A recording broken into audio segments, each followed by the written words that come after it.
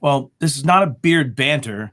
This is a beard dash beard because we're missing Tom in the middle for the beard dash none dash beard. But it kind of offshoots on what we talked about in our last beard banter. And so I asked Jason to jump on with me. And what we wanted to talk about is Write a Boom coming up in 2025. And what I figured there's no better way to do it. Jason, if you just want to kick us off, we'll talk about how's it structured, and then we'll go really quickly into what we're thinking on this. Yeah, I mean, I'll openly admit that my initial plan was to not attend again. I will be. I mean, I've told Andrew that, and I've been pretty frank about it because of. I had a lot of trouble last year answering the question, who is the target audience of this conference, right? It landed on too technical for the business users and not technical enough for the technical users, right? So it was in this weird spot. So Andrew has done a fair job, I think, of remedying that. Like it looks like the technical track definitely seems to have gotten a lot more technical. And it's split, right? Like for me, one of my favorite conferences goes back way back, but it was at Continuum. And I'm not, praising all the things Continuum, but I am saying that they split it into a business and a technical track. Yeah. And I could very clearly go expose myself to a deeper and more technical conversation, or expose myself to a more business oriented and sales function conversation. So I really like that because it allows you to try to fit both best of both worlds. But really quickly, we'll run through what that track looks like. And you had some thoughts that maybe we'll uncover around what will come up on it. So first one is Bo Bullock. Like, gosh, if you don't know him, that is a slam dunk person to be teaching a slam dunk topic, right? M365 workshop talking about AADJ or Entra ID now, data governance, threat protection, adding things, using those features that exist. Like, fantastic. Love it.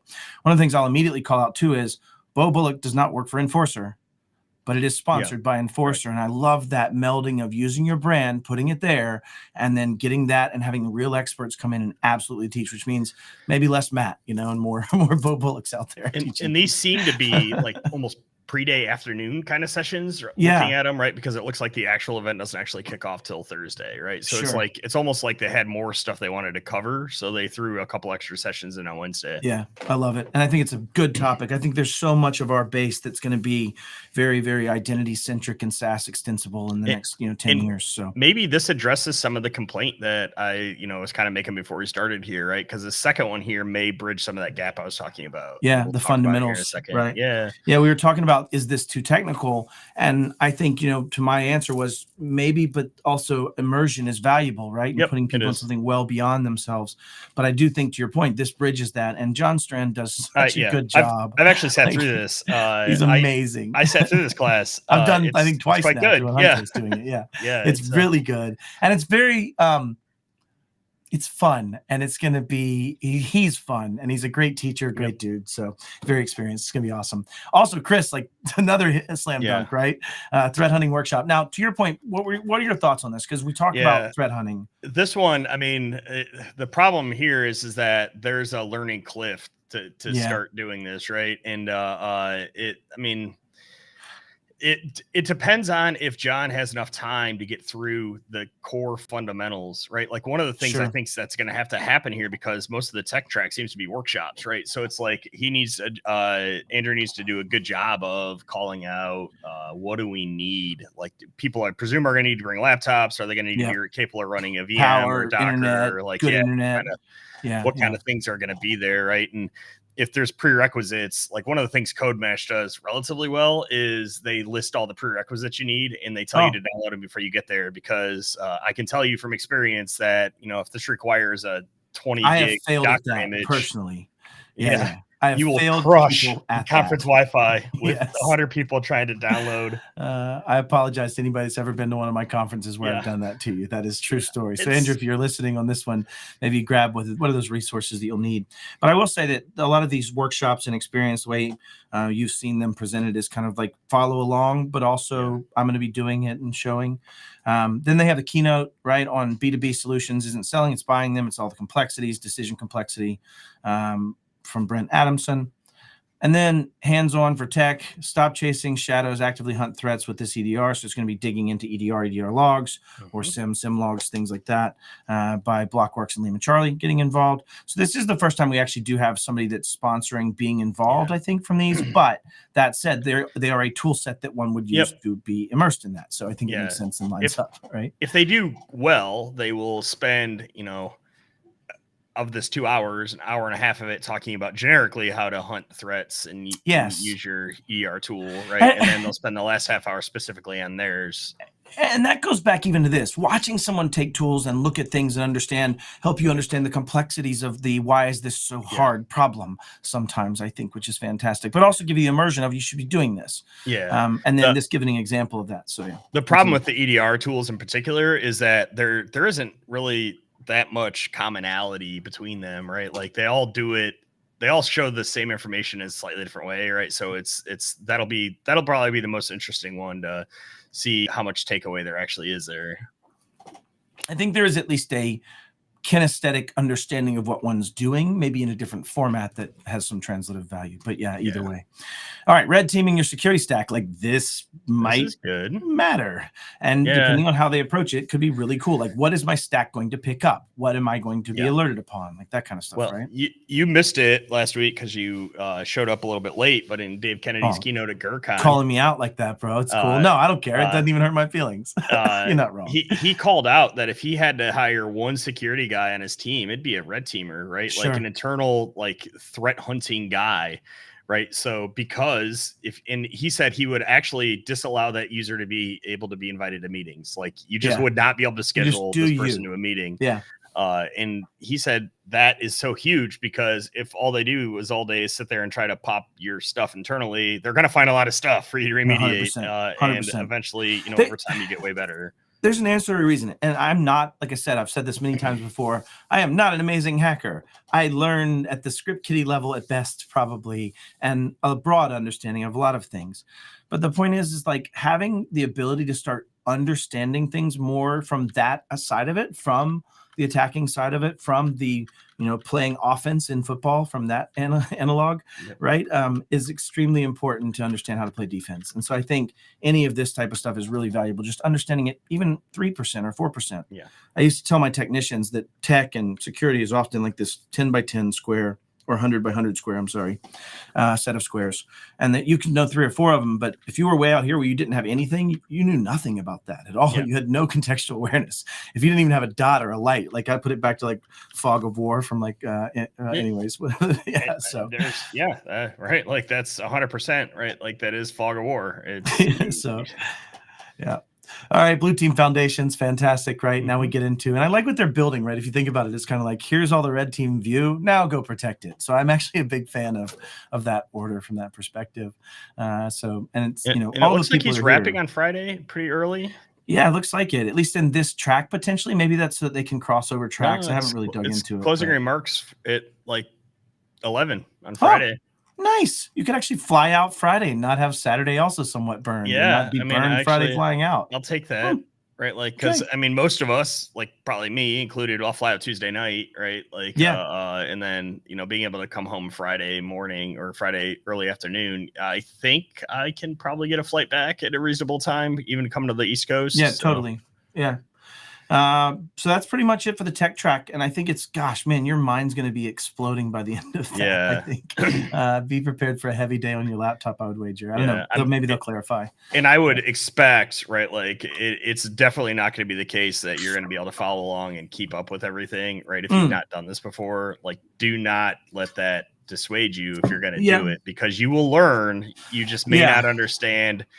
I liken it to math, right? So you would learn a concept in math, and I have a hard time when I learn the new math concepts when I've gone through math classes. Sure. But what would happen is we would move on to the next module that would build on the former thing, and suddenly it made sense, right? Like that thing I struggled with for, 2 weeks, like trying to figure out, like, okay, why are we doing this? We'd go to the next step, and as soon as I could see the practical application of that, then it suddenly just clicked into place immediately. So I think there's benefit, even if you don't completely understand everything going on, seeing it, because at some point or another, you'll come across something and it'll go click, and you'll go, oh man, that thing I watched a while ago is totally relevant. And it records these, you could potentially go back and watch them. I would add to that. So I'm literally wrestling with this and trying to create conference I'm doing later with PAX 8, where we're trying to do very immersive things, right? You've heard some of that setup and what we're talking about to try to solve this, like, need to be fully immersed in touching the tech, but also then getting lost. Like, one of the challenges I've had is if maybe I'm slower on a keyboard and I'm 4 or 5 steps behind and they're way out there, I might lose context of why I'm even failing what I'm failing. I don't want to interrupt the class to ask a question. They maybe don't have enough support there, the structures of that. So it's a really balancing act of that show versus ask you to do. But what they're trying to do is serve those learners like me that learn by touching my hands on the keyboard. That's how I understand things. It's the only way I understand things. Error, success is usually the way I learn things, as you've seen. That could be the title of last week. That is the title of last week. Both of us. Oh, I digress. All right. Yeah. So this is the other side of the business track, which I love that they've separated. I know it's hard to balance. And even when we've separated it before in some of our conferences, people are like, well, I want to attend both. And that's going to be the challenge too of doing separation. The times, right? You have to bounce back and forth and lose some thematic track. Meanwhile, you and I were at GERCon last week, where at any given time there were 3 talks going on. We do MSP GeekCon, where at any given point there's 4 talks going on, and I go to Code Mash, where at any given point I think there's like 20 talks going on. Okay, you win. No, you're not. Right. Matt Lee lost 1 Matt point right here to Jason Slagle. Just so y'all know, like, that's 100% accurate. You got it. Just do what you need to do, right? It's like I want more conferences that give me choices. Yeah, and I like this track. So leadership skills on and off the battlefield. Presented by Michael Crean. If you don't know Michael, he's love you, buddy.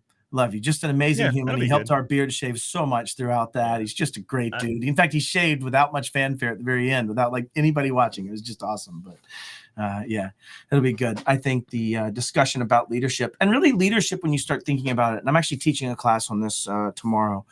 When you think about what is governance, when we talk about what is governance, governance is the will of a company. It's the will of an entity in my mind. Well, leadership then is directly correlative to governance in that discussion. So I won't get off on a tangent, but I do think it starts well with leadership, masterclass and M&A. So then we're talking about buying. Okay. So super interesting here will be if he takes this to a security standpoint, right? Like, if this is just a masterclass on M&A, we have. Well, I mean, if this is just a masterclass on M&A, you can get that anywhere, right? Like, but like if you can, if you do a masterclass on M&A with a security focused, like, hey, these are the security. How do I integrate? What's my timeline? What are the security decisions? What are our risk decisions? How do we manage moving some risk register that didn't exist potentially in this acquisition? Like, boom. Those are the things I'd love to hear in an M&A where you can speak towards saying, how can I still be profitable when I know I have $1 million worth of integration work to do on these 5 acquisitions? Like, when I have to literally take man hours or human hours and do these things to deprecate these systems, retire them, move them, smoke test or otherwise, right? Slagle, like we talked about that, let alone integrating moving systems, contracts, managing contracts of those acquisitions. There's so much in there around security. I mean, I wonder how many MSPs as part of the due diligence project or process when they're acquiring consider the risk posed by the company they're acquiring. Because I'm guessing they all look at financials and they all look at, whether they use. I got mansplained too about how I didn't understand business when I brought that up right before our mass ransomware. So ask me how I know. Totally with you on that. I'm going to go out on a limb and say it's probably not high on most people's radars. And Mike can get fairly spicy, so this might be pretty good from that perspective. Business track, solutions expo, so getting them through to see the tools and the services. I think that's probably a good way to show it because you don't really see solutions expo on the non-business track, Slagle. I presume there's times when it's just open. Maybe. Interesting. This one's specifically called out. And then Brent's making a keynote over here. So that's the same. It's the same keynote. Yeah. And actually, I mean, having Red Challenger sale, I think that there are lessons to be learned there on both sides, right? Because it's all about how to explain things in ways that, like, you just accept, like, you have to understand that somebody that's buying something from you, and I think we get this wrong so much in this industry, and we had multiple conversations about this last week. They're buying from you because they don't know what to buy, and you're the expert, right? So, like, stop caving to them and just be the expert. And the Challenger sale is 100% about that. Bro, Like, 100%. challenge the customer. Yeah. Yeah. Like, yes. If my doctor's like, Matt, do you think we should tackle the blood pressure, the high weight, maybe the poor decisions? And I don't know that I'd feel as good as if she just said, Matt, you need to do this. You're going to die, bro. Okay. Yeah, doc, I'm on it. More fiber. Got it. No problem. So I love it. I do love it. And I think we follow Challenger Sale quite a bit in our own organization. And then ZB is coming over talking about a panel, it looks like, of MSPs. So, I like me some ZB, but this is going to be interesting because it has the chance to go completely off the rails, because if there's anyone at this point selling MDR or EDR as a thing that you can buy or not buy, they're doing it wrong. You're doing it wrong. Yeah, customers don't care about your MDR, EDR. So, creating pain 100%. Points, crafting value propositions, and overcoming objections like for AV. Yeah, I'm hoping that's extended beyond that. And I know ZB is pretty smart. Yeah, so I like ZB a lot. So I'm imagining it's beyond that.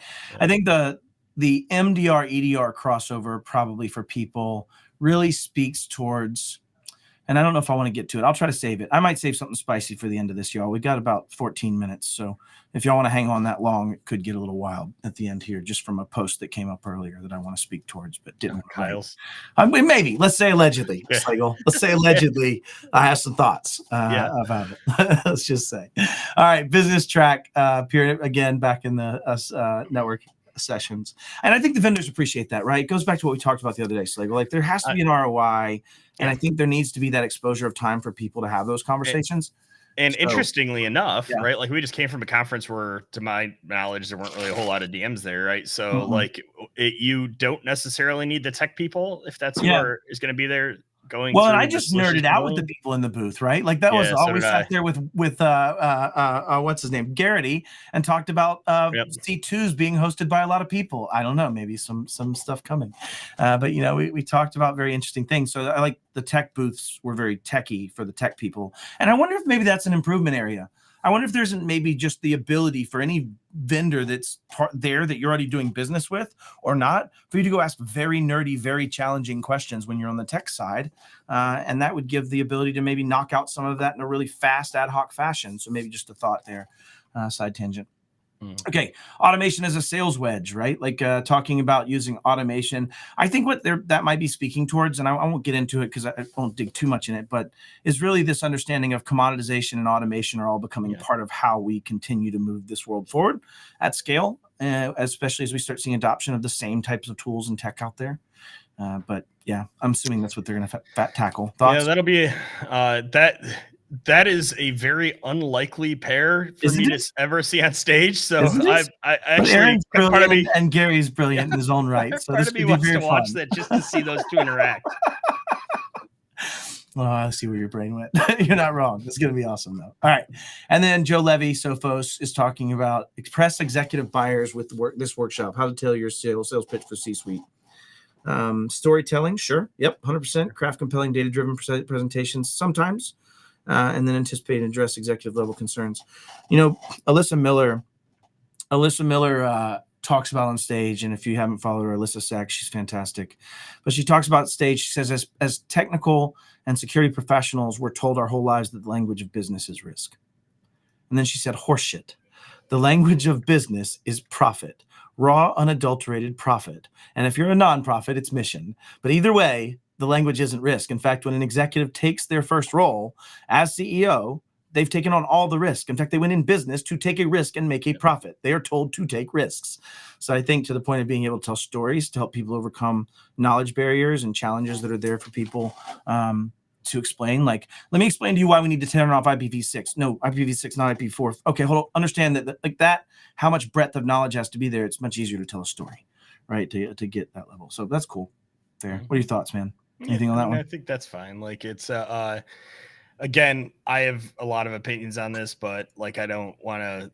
It's really hard to tell what's going to happen here just based on a little paragraph. Fair. And to your point, the positive side of that would be speaking towards more this core skills of storytelling, the ability to have conversations in that way, in my opinion. Okay, are we reviewing people's beards, or are we watching a review from guys with beards? It's a combination. I guess I wasn't very specific. So there dealer's choice. Yeah, there aren't that many beards so far. At least not. Mine's really like beards. strainy at the end, though. You can almost see my logos. Jason's is full and still makes it. So I'd vote for Slagle's beard if I had to vote. Yours is longer. It's true. I have gained some length on that one. Yeah. I'm here for the beards. So it looks like 2 votes for beard review, not reviewing stuff from beards. So that's fair. Maybe we should shut up and stop talking about this stuff. Building a VCISO practice. That's tough. I mean, I think that's a topic.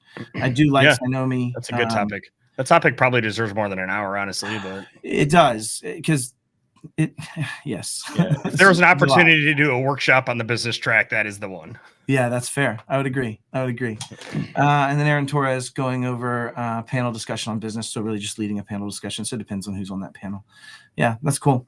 All right. So I'm good with the review aspect of this. I think it calls what we called to action and said the other day is kind of being met by a lot of this, in my opinion.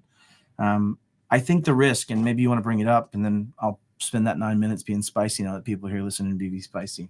Yeah. I mean, I think the risk is that the technical side is too technical for the technical people that you're likely to get from MSPs, right? So like, I think that but like this was a direct answer to criticisms that I think you and I both gave, and he knows our level, so he may be trying to cater to us more directly. Yeah.